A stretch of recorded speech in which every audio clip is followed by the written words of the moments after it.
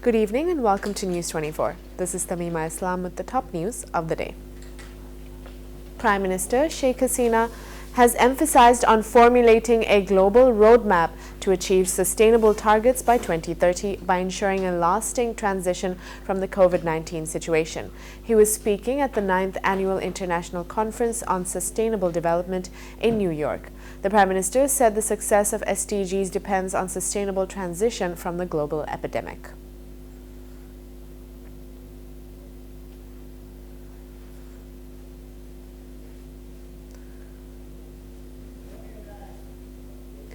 After 6.5 months in the country, the rate of identified COVID patients has come down to less than 5% as compared to the daily sample test. According to the Department of Health, 1,562 COVID patients have been identified in the last 24 hours.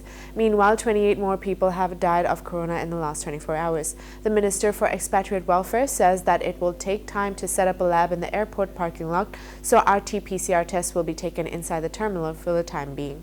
Meanwhile, the White House has said that foreigners receiving 2 doses of the vaccine will be allowed to enter the United States from November.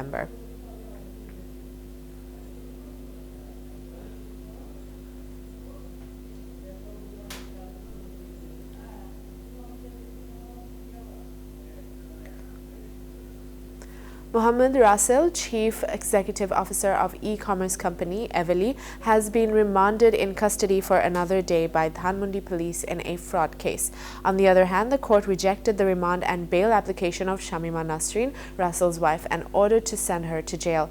Dhaka Additional Metropolitan Magistrate Hasibul Haq passed the order at a hearing on Tuesday after a 3-day remand.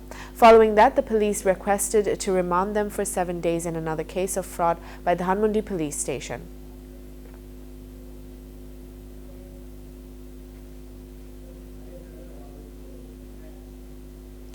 Lutfuzzaman Babur, the former State Minister for Home Affairs in the BNP Jamaat coalition government, has pleaded not guilty in the case of illegal acquisition of assets and concealment of information. In Court Number 6 of Special Judge Shohidul Islam in Dhaka on Tuesday, the judge wanted to read out the testimonies of 7 witnesses against him and know his statement in his regard. In response, Babur pleaded not guilty and told the court that he would not testify. Later, the judge fixed the date of presentation of arguments to September 30th and ordered to send him to jail. Babur, who was arrested by the joint forces during the caretaker government in 2007, was charged with illegal acquisition of assets and concealment of information. Justin Trudeau is once again the Prime Minister of Canada, even though in the 44th general election held on Monday, news of a fierce battle was received. There are doubts about whether Trudeau's Liberal Party will get an absolute majority. Speaking in Montreal on Tuesday, Trudeau thanked supporters, opposition leaders, and all those involved in the election. According to preliminary results, Justin Trudeau's Liberal Party is leading in 157 seats, where any party has to win at least 180 seats to form a government alone.